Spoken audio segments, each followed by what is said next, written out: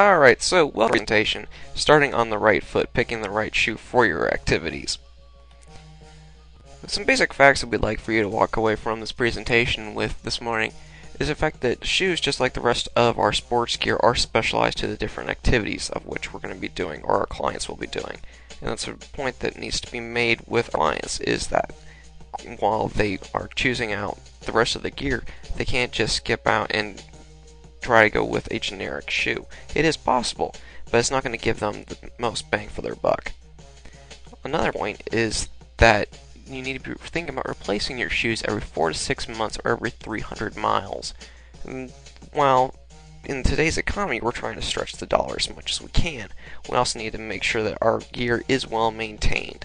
So replacing your shoes does help with this. For the rest of our presentation, we're going to be focusing in on some different types of shoes. And while this is a presentation at the college level, we also realize most of us were up till fairly late last night writing our abstracts. It's 9:30 in the morning. It's supposed to be rather informal, so we're going to try to mix in some humor with it and try to make this light and easy. So with that, let's get to the sole part of our presentation. Baseball shoes have cleats on the bottom of them. They can be turf or trainer cleats, and these help with getting some power and some traction out on the baseball field. These offer side support for the players, although that is optional, with different kinds of the shoes that you're looking at. The one thing that knocks these shoes out of the park for baseball is the fact that they have some protection on the shoe in case there's a misguided baseball that comes flying its way, kind of giving you some extra protection against any trauma that might come to the foot. Basketball shoes are a slam dunk when it comes to absorbing shock with the baseball or with the basketball players.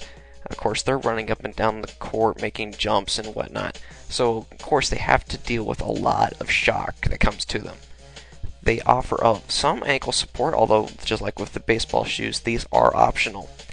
And they also have a high amount of traction, allowing for quick starts, stops, runs, and whatnot that come with the basketball game. Football has different types of cleats with it, as opposed to the baseball shoes. These cleats can be molded, detachable, they can have the turf style, but they're usually a cone shape that allows them to dig into the turf, just like with baseball, except these have a little bit more of a digging in property to it, since there's a lot more power that is required with football. These shoes are also designed to withstand the forces that come with with tackles and tramplings without showing up too much damage. These usually run between $45 to $99, just kind of give you an estimate of what you're looking at here. Dance shoes. There's a whole different kinds of styles that get lumped into the dance shoe area. You've got your usual dance slipper that is lightweight, has a smooth bottom on it, line for quick footwork and some flexibility. There's kind of like an intermediate that's got some limited support, especially with lateral movements with it.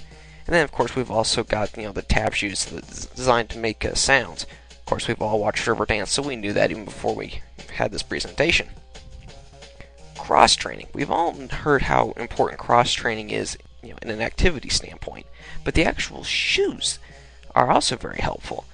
They can be used for a variety of sports activities. While granted it is better to have the actual shoe for that activity, sometimes going with something a little more generic allows for you to use more of your funds in other areas of training. And of course, you can use these for basketball, for weight training, for aerobic conditioning, for almost any activity that you think of within reason.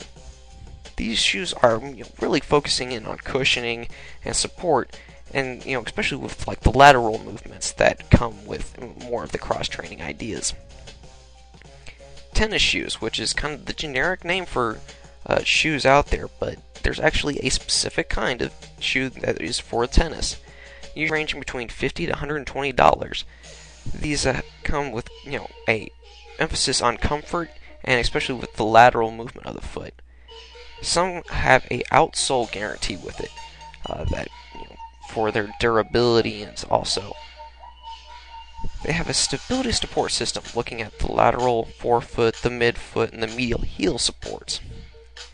And these are usually heavier than your average actual shoe, ranging about 13 to 16 ounces depending on which brand and model you're looking at.